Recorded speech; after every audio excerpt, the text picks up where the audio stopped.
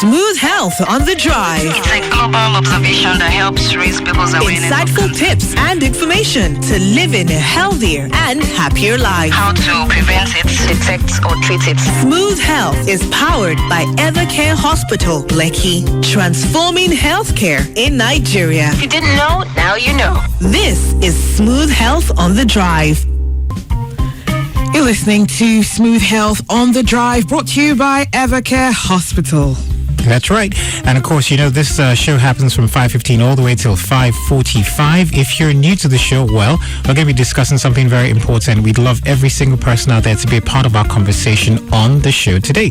Today, we'll be talking about birth control and female health. Yes. And joining us on the show today, ready and equipped to answer all your questions and share insights on today's topic, we have Dr. Temitope Akinola. He's a consultant gynecologist and obstetrician at Evercare Hospital. All right, he is a professional with keen interest in fetal-maternal medicine, infertility, and family planning. He's a fellow of the West African College of Surgeons, also a member of the Society of Obstetrics and Gynecology of Nigeria, and a member of the Association for Fertility and Reproductive Health. He is an internationally certified trainer in family planning. Just a quick background, he had his undergraduate training in medicine and surgery at Nigeria's premier university, the University of Ibadan. And during his training, he was a winner of the Chevron Scholarship under the National Merit category. He had his postgraduate training in obstetrics and gynecology at the University College Hospital, Ibadan. He's also an excellent communicator and a passionate listener, making him a frequent speaker in conferences on women's health here in Nigeria. Interesting. All right, if you're out there and you want to be a part of our conversation, please, you know what to do. Call the number 014489981, or better yet, just send us a WhatsApp message as well. Send it to 0809444091. Like I mentioned, we're having a conversation around birth control and female health, and this is not left out to just women. So the gentlemen are encouraged to call as well. But let's dive right into it, shall we? Okay, so Dr. Temitope, welcome to the show. Good evening. It's a pleasure to be here on Smooth FM to share an insight on women's health. Absolutely, and I can bet there are a lot of people who are absolutely interested in this. So we're not going to take any time. Let's just go straight in. Let's start with the basics, right? What is birth control, doctor, and how does it work? Well, birth control, otherwise known as contraception, is the act of trying to prevent an unwanted pregnancy. Okay, so it entails methods you use to prevent an unwanted pregnancy. It's part of the reproductive and sexual rights of every woman to determine whether every act of sexual intercourse results in pregnancy. And for those who are married, you can extend it further to say to determine the number of children they want to have and how often they should do so. All right. Thank you so much for that, Doctor. Now that you've given us, wider, broader view of what birth control is, let's talk about the types of birth control. So, in your opinion, what are the different types of birth control that's available? So, birth control, there are different methods. There's the natural method of family planning, which involves women using what we call the fertility awareness methods. Okay, there are different types of fertility awareness methods that makes use of the knowledge of the fertile period of a woman. There are women who are averse to using any form of what we call the modern method of contraception. That is, they don't want agents inserted in them, they don't want injectables, they don't want devices. And they, over the years, would have perfected things like withdrawal method, using their cervical mucus or the temperature to predict when they're actually ovulating. There are also methods such as lactation amenorrhea method. Now, under the modern methods, you have different methods. The hormonal methods appear to be the large part of the pack, because the reason why this is so is because it's a central mechanism by which you can actually prevent pregnancy is to prevent ovulation, and that involves an interplay of hormones or trying to work on hormones. And that's why it appears that why is it that all the methods are hormonal methods? Okay, so under the hormonal methods, you have the injections, you have the implants, you have the combined oral contraceptive methods, and there are some other methods that are also hormone bearing. For example, you have coils that have hormones in them, where they can be marketed as Mirena or Elohira, but Mirena is quite popular among patients. So that's like a coil, or what we call an intrauterine contraceptive device with an hormone in it. You also have the copper T intrauterine contraceptive device, although the common what is now being advocated is that they should be referred to as intrauterine devices, because you can use them for other methods apart from contraception. So when you just label IUD as an IUCD, you think the only method is, but there are other things they can be used for. So you have also the barrier methods, which are common, the condoms, the femidoms. So there are different methods that are being used. And I must say at this junction, we should not just label it as something central to females alone. There's now what we're advocating about now is male involvement in contraception. So even though I must say that life can sometimes be very, very unfair, it appears most of the methods are targeted towards women. Right. And I said the reason why that is so is because a central way you can prevent pregnancy is to interfere with ovulation, and only women ovulate. So that's why it appears that much of the methods are skewed towards women. But for men, what most people will say is male condoms and maybe vasectomy. That's the tying of the vas deferens. But I must say that male pills and injections are actually been developed also for men, but you don't have them commercially available for different reasons, because they have to pass through different stages of clinical trials before they are marketed. And I'm sure that by this stage, when these things get available, there are a lot of men who will be ready to take injections and pills. So that will there be a lot of men available? That is part of the stress of women. That would be good, but I can bet a lot of men would not be willing. Well, the picture is changing now, because this month appears to be International Women's Month, and some of the focus group advocacy have partaken in. You see that it's different from what we used to have before. Men are now involved, even when you see partners, even coming for contraception, they come with their male partners, because women go through a lot from puberty, childbearing age, adolescence. So if you now gets to something like family planning, she's doing it for the overall health of the family. And even if the situation whereby a family is not involved, you find out that the man should also be concerned as a partner, because everything that happens to her, she's doing it for the overall good of that union. Dr. Temitope, if you weren't sitting so far across, I would hug you right now. Okay, so every woman is different, and every woman and her partner want to know the best method that's available for them. So how can you actually, or how can a woman compare the different types and then decide on which one is appropriate for her? Let me start by saying contraception generally is meant to be voluntary, okay? No woman should do any of these methods by compulsion, because that will be an abuse of the reproductive and sexual rights of the woman. The World Health Organization recognizes that to be a basic fundamental right, what we call under the reproductive and sexual rights of that woman. So it should be voluntary. The woman has a right to have adequate knowledge and exposure about the different methods. So the first thing is the patient or the woman should come for counseling, because counseling in family planning is a big deal. It's not just, in fact, it requires a lot of training to be able to counsel anybody on family planning. It's a big chunk on its own, because number one, you have to first of all find out what is the reproductive health goal of that woman.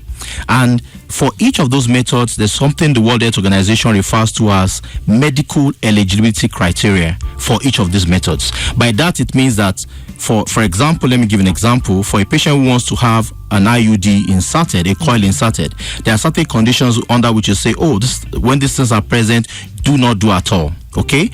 Under this particular condition, only do if other methods are not available. So there's a criteria. So the woman comes to the mind of, I want to come and do an IUD. But when you come to meet your doctor during the counseling process or the family planning provider, you are evaluated to find out whether you meet the medical eligibility criteria for that method. And I'm going to give very practical examples. A patient can come and say, "Oh, I don't want hormonal methods. I've heard so much. It makes people fat. I don't want that one." Or, people judging by their friends' experience. And they say, "Oh, I want a coil inserted." And the patient comes in, and during the evaluation, you find out that patient is not a good candidate for a coil. Maybe she has, for example, an undiagnosed vaginal bleeding or abnormal vaginal discharge, or she has multiple sexual partners. That's not a good candidate for a coil. Or during physical examination, during physical examination, you examine the woman and you find out that this, in fact, it's actually during the process of trying to estimate the length of the cervix, of the depth of the womb, that you find out that no, the coil won't be a good method for this particular person. For example, if a patient has a lot of fibroids within the inner lining of the womb, to the extent that it has distorted the inner lining of the womb, coil will not be a good method for such a patient. Now, please don't get me wrong. I'm not saying having fibroids means that the patient cannot have a coil inserted. But when you have multiple fibroids that has distorted the inner lining of the womb, sometimes if you do for such people, they can easily expel it. They can have problems also with insertion and the removal. So it's when you have a method done, it's a voluntary thing, but you should still see your family planning provider, a trained family planning provider, who will evaluate you to find out, based on your medical history, you can have any of these methods. All right. Thank you so much, Doctor. Well, there's more to come. We'll be going on a break in a short bit, but don't forget, before we head into that break, you can get your questions in. Send them to 0809-444-0981. If you're wondering what we're discussing, if you're wondering why we're talking so much about coils and other things related, we're talking about birth control and female health. So, Doctor, I want to know this, though. Which types of birth control helps to prevent sexually transmitted infections? Yeah, the barrier methods of contraception. Okay, the barrier methods are said to offer dual protection. That is, apart from preventing an unwanted pregnancy, they also prevent sexually transmitted infections like gonorrhea, like HIV, syphilis, and the rest. So these ones include the male condom, quite common, very popular, and the female condom, the femidom. Now, the thing about the male condom is the correct and consistent use of that method that offers protection against pregnancy. If it's not been worn correctly and not used consistently, the partners can still have some occasional get themselves pregnant without planning it. Now, the femidom is available. That's the female condom. Now, the advantage of the female condom is a woman who has a male partner who doesn't like to use a male condom, and this is a very practical issue. Men who don't want to use a male condom, not because they have been trying to be wicked, but from interaction and from what you hear a lot of them say, a lot of people find out they complain about reduced pleasure and they lose their erection during the process of wearing it. So you may see a situation by why the male partner doesn't want to use it. So the femidom can be worn by that, if you have such a partner, by the woman ahead of sexual intercourse. Okay, that's the advantage of the female condom. Now, to talk about that male condom, the issue about people saying they lose the pleasurable act is lost and all that. There are now ultra-sensitive condoms that actually can be worn, so that the issue about reduced sensation can be taken care of. So in terms of protection against STIs, also it's the barrier method of contraception that offers that. All right. Thank you so much, Doctor. We'll take one more question and then go on a quick break. I'm very curious about this. When it comes to getting medication, a lot of people understand that you might need prescription. So when it comes to contraception, what kind of birth control can you actually get without a prescription? Yeah, to have access to barrier contraceptives, the male condom, the femidom, you do not need a doctor's prescription to have that. Also, for emergency contraception, you do not need a doctor's report because the time interval under which you must use an emergency contraception, for example, the postinor 2. Now, the active agent in it, there's a way to use it, and therefore you cannot say that until the person sees a doctor. If you are doing that, they're going to have a lot of unwanted pregnancies. So for emergency contraception or barrier contraception, they are not healthcare provider dependent. So you can have access to that without a doctor's prescription. All right. Tell you what we should do. Let's go on a quick break. When we get back, we'll do some more talking. So please call the number 0144899981 if you've got questions for our doctor this evening. We're talking about birth control and female health, and this is Smooth Health. It's brought to you by Evercare Hospital. This is Smooth Health on the Drive. A global observation that helps raise people's awareness. Smooth Health is powered by Evercare Hospital, Lekki, transforming healthcare in Nigeria. This is Smooth Health on the Drive. A global observation that helps raise people's awareness. Smooth Health is powered by Evercare Hospital, Lekki, transforming healthcare in Nigeria.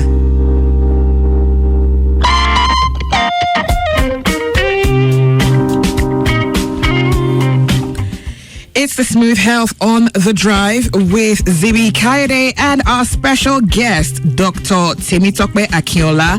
Dr. Akinola is an expert. So we're talking about birth control and female health. And it's a very enlightening conversation. I like how Dr. Temitope just, breaks it down so you can actually understand the nitty-gritty. I would love for you to be a part of the conversation. If you have any questions or any comments at all, you can send them to us via WhatsApp. The number is 0809 444 0981. So, Dr. Temitope, I'm back with some more questions. Yeah.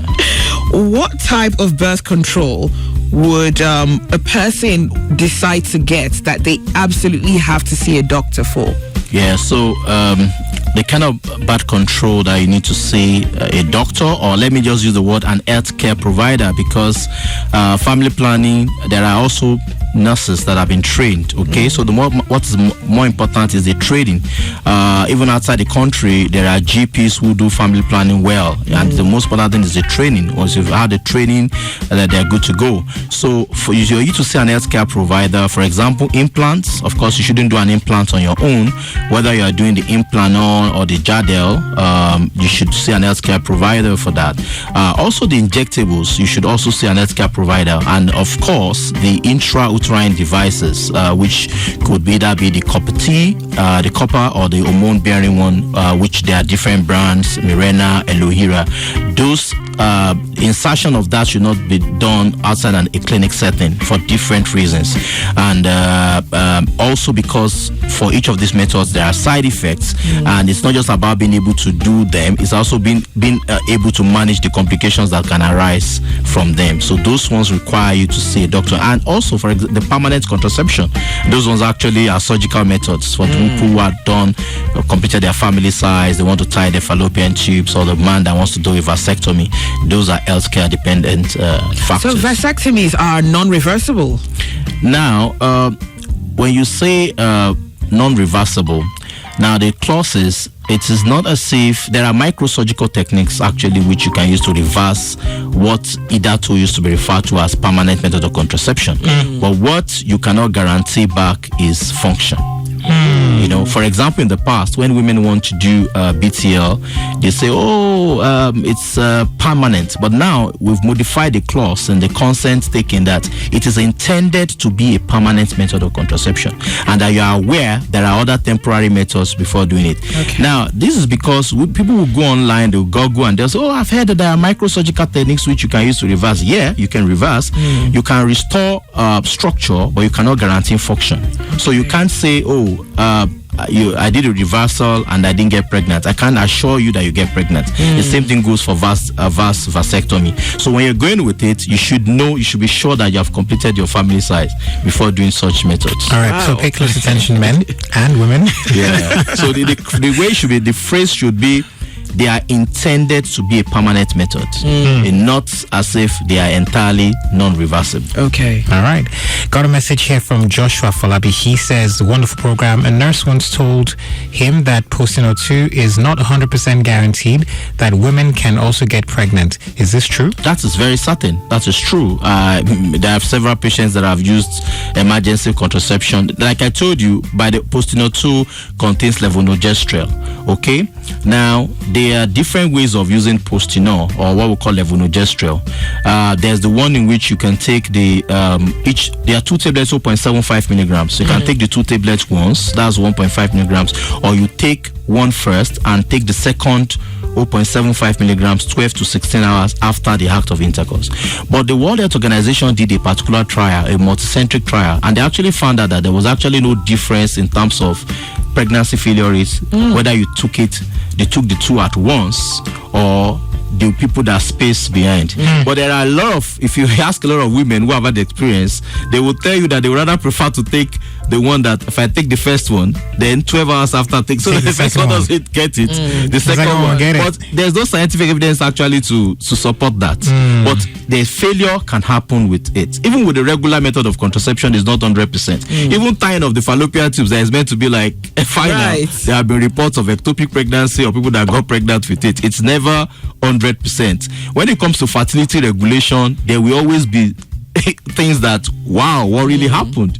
You can have an IUD inserted by the most skilled healthcare provider, maybe a master trainer, and you find out that the patient gets pregnant. Right. So it's not 100% foolproof. Yeah, each of them have what we call, it's all called PL index, which is a measure of assessing the effectiveness of each method of contraception. So when patients say, oh, doctor, does this happen? Yeah, tell them the truth. Let them be certain that this can happen.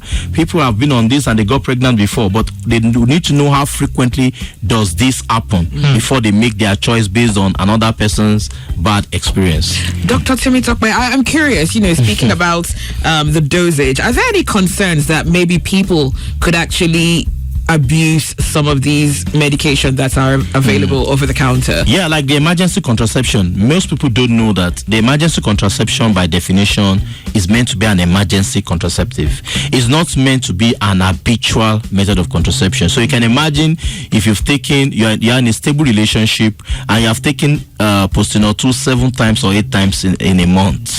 Number one, your cycle will be, your next cycles will be somehow, and that makes it very difficult. It's difficult to prevent your safe or so-called unsafe period. You can get easily pregnant. It will mess up your cycle because what you're actually taking is levonorgestrel, is a progestin, is a particular hormone, and these things have effects on in terms of altering your menstrual cycle. Right. Not as if because when you say effects, people start wondering. It's just altering your menstrual cycle. So it should by emergency. You're talking about unplanned sexual intercourse. Okay, maybe you have a case of a burst condom or an emergency or like a rape, sexual intercourse without your consent or something. But for you to now turn it to your regular day-to-day contraception, when there are other methods you can use, we should be talking about people having access to knowledge in a non-discriminatory, without hypocrisy. We should be able to let people to have access to this thing without actually being judgmental,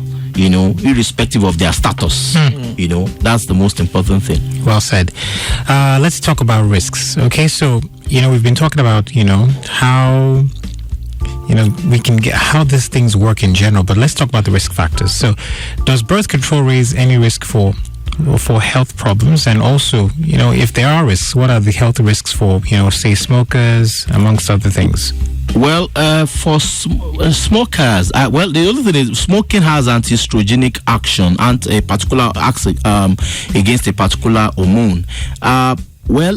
When it comes to the hormonal method of contraception, there are certain risks that maybe a smoker may have that may now make you to be very cautious about you have using hormonal method of contraception in them, but not as if smoking itself is a contraindication.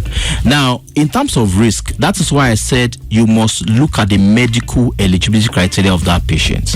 A patient with uncontrolled hypertension should not be placed on an hormonal because a lot of things will be affected. Okay, so the risk actually, number one, the risk is also patient specific based on the individual characteristics of that patient. For example, a patient who has history of migraine, history of predisposition to blood clot formation, and you are placing the patient on hormonals, that is not a good decision. It's actually one of the contraindications which you shouldn't give, that you should use another method. Like I told you about the medical eligibility criteria adopted by the World Health Organization is in class 1, class 2, class 3, class 4. That is, for this patient, this can be used at any irrespective of any situation. For another client, this can only be used if there's no suitable method. And these things should actually be followed.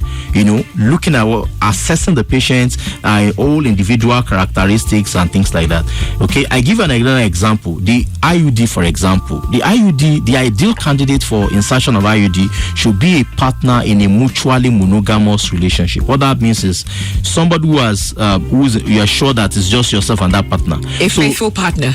Yeah. So and the reason is because of the risk of pelvic inflammatory disease, PID. Okay. So if you have a lot of untreated vaginal infections or an ascending infection, over time you're inserting a coil with the thread that makes you that at the risk of PID. So those are the issues. And we also don't like inserting for people who have not had a delivery before.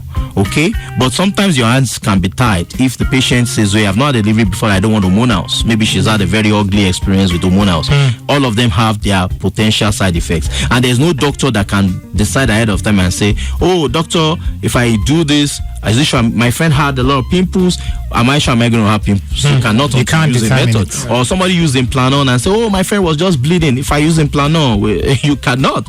Some people use Implanon and they are fine. In fact, some people you insert the hormonal for them and they have absence of their menses, and that makes them happy because they are dry and they are not worried and all that. Some other people it's be the other way around. You can insert it for them and they're just bleeding at points in time, and they come and say, "Oh, I want to have it removed." So for each of those methods, you must tell them the possible side effects without hiding it, and let them know what the statistics say, and before, so that he can make an informed decision for this method. All right. Now, with regards to women, I know of women who say that they use birth control pills because it helps to reduce the pain that they feel during their periods, or it reduces the intensity of the bleeding. Is that a safe enough reason to use birth control? Yeah, so that's thank you for that question or observation. Birth control methods have also what we call non-contraceptive benefits. And that's why if you see somebody, a young person or a teenager taking oral contraceptive pills, don't be judgmental. She might not be using it for preventing unwanted pregnancy, because she might be using it because she has polycystic ovarian syndrome. She could be using it because she wants to stabilize the cycle. She could be using it because she has painful periods. There are other reasons for its use. Even as the Mirena, that's the hormone-bearing intrauterine devices, have other uses in gynecology. You can use it because the patient has endometriosis. You can use it because the patient has heavy menstrual bleeding and you want to reduce the quantity of menstrual flow. So there are other advantages. Even the copper T IUD, like I mentioned, that the new terminology is for you to say IUD, intrauterine device, not because IUCD means that you are saying it's only used for contraception, but they have other uses in gynecology. Wow. Oh, wow. So much to learn. So much to learn. And we are almost out of time. But thank goodness, we've got about 2 minutes or so. Yes. Okay, so we can still squeeze in a few calls, okay? You can call the number 014489981.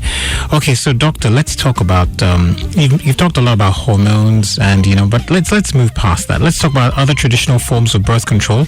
One of them is, the withdrawal method. So for those who don't know, what is the withdrawal method and is it effective? Okay, so the withdrawal method is just basically the act of the male partner, the point at which he wants to ejaculate, he tries to pull out of the woman. Sorry to cut you short, doctor. Let's hear what our caller has to say. Okay. Hello, good evening. Hello, good evening. Hi, good evening. What's your name and what's your location? I'm calling, my name is Kenneth. I'm calling from VI. Okay, so do you have a question for our doctor? No, really, but I just want to thank you to the doctor because we have educators very well and learning every day. As in the lecturers this evening. All right, it's a full lecture for you. Thank you for calling. Thank you for calling. Yes, so you were saying, doctor. So I said withdrawal method is under the natural methods of family planning, where the male partner tries to withdraws out of the woman, withdraws his penis out of the woman at the point of ejaculation, But it's not a reliable method of family planning. In fact, you will see partners that will tell you, "Oh, we have experts. We are experts at it. We've practiced it for years." They will still occasionally, maybe once in 2 years, they just say, "What happened?" Because it's not real. Because by the time when you're ejaculating, the pre-ejaculatory secretions contain some spermatozoa, okay? But you still find out that there are, the thing about the approach of birth control, I said we should have a non-judgmental approach. You must respect people's views. There are people by virtue of their culture or religion who will not use any of the modern methods. Right. And they may now have to be used what we call the fertility awareness method. So rather than for them stick to something like withdrawal method, which can fail them, they can use other fertility awareness methods or use condoms as backups during the time of. Okay, we're almost out of time, but I need to get this question in. Some women say, when they're breastfeeding, it's a form of birth control. Is this accurate? Well, that's what we call lactation amenorrhea method. Exclusive breastfeeding, the release of prolactin and all that can also help to suppress ovulation. The way breastfeeding works, exclusive breastfeeding, is that it suppresses ovulation, and we see women that, of course, as they're not seeing their menses, they're not getting pregnant. However, it is not 100% reliable. Wow. I'll tell you that even modern methods, they have their failure rates. Right. Talk less of you saying. So you see people who will tell you, "Oh, I'm breastfeeding," and lo and behold, because they've not seen their menses, they assume and say, "Oh, if I'm not seeing menses, they can't get pregnant." And lo and behold, maybe somebody just tell them that the tummy is bigger and they are like second trimester. Wow. So such women don't have a last normal menstrual period. So breastfeeding could actually be a method, but it's not an 100%. It's not one of those reliable methods at all. Wow, there's Dr. so much. Temitope, I do feel like you definitely have a future in the academic sector for sure. I feel like I had a crash course. So how can anyone listening contact your Evercare? Yeah, so at the Evercare Hospital, we have a mission to transform healthcare. We're trying to change the narrative in healthcare in Nigeria. We know that we have a lot of challenges with patient satisfaction with healthcare, but we're trying to make our own impact just to change the ugly narrative. And that's why the motto is transforming healthcare. So the Obsidian Gynecology unit is a very robust team of 5 consultants. So you can come in, you can book your appointments to actually see any of the gynecologists because we work as a team. It's a team approach. Okay. Thank you. All right. Do you want to give us the address? Yeah, the address. Yeah, so Evercare Hospital, that's at number 1 Durosimi Etsi Drive, Admiralty Way, Lekki Phase 1. You'll see the tall edifice at the junction of the Admiralty Way. All right. Well, thank you very much, Dr. Temitope Akinola, for joining us on the show. It's been interesting. Yes, and don't forget, you can check out the Evercare website. It's www.evercare.ng, and I believe there's a customer care line that you could call. It's 013985010, and you can also email info@evercare.ng. And that's it for Smooth Health on the Drive. Do stay tuned. The Smooth Drive continues. Smooth Health on the Drive. It's a global observation that helps raise people's awareness Every of Thursday at 5:15 p.m. If you didn't know, now you know. Powered by Evercare Hospital, Lekki. Transforming healthcare in Nigeria.